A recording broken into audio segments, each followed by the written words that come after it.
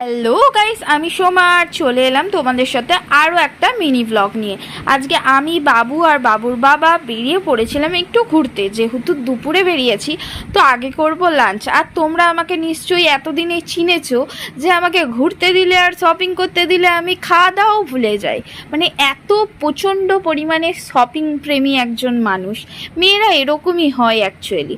ফার্স্টে আমরা দুপুরে লাঞ্চের জন্য চলে গেছিলাম রয়্যাল রেস্টুরেন্টে। এটা কালনায়। যারা কালনায় যাও তারা নিশ্চয়ই চেনো।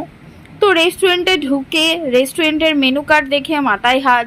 রেস্টুরেন্টের মানে কি বলবো, এই রেস্টুরেন্টটার খাবার জিনিসের দাম আমার কাছে মনে হয়েছে একটু বেশি প্রাইস। তাও ভেবে চিনতে অর্ডার করে দিলাম বিরিয়ানি।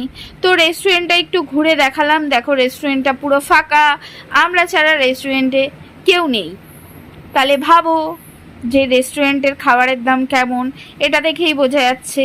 তো আমরা অর্ডার করেছিলাম বিরিয়ানি আর চিকেন কারি, আর সাথে নিয়েছিলাম এক বোতল জল। ভাই, জলটাও কিনে খেতে হয়েছে রেস্টুরেন্টে।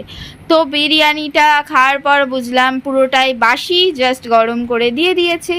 চিকেন কারিটাও, চিকেনটা ফ্রিজে ছিল, জাস্ট কষিয়ে দিয়ে দিয়েছে। এরকম খেয়েছি আমরা, আর বাদবাকি খাইতে পারিনি, বাড়িতে নিয়ে এসেছি। খাবার ওয়েস্ট করা যাবে না। এরপর চলে গেছিলাম গরিবের মল, বিশাল কেনাকাটা করে চলে গেছিলাম বাড়ি। Tata, bye bye.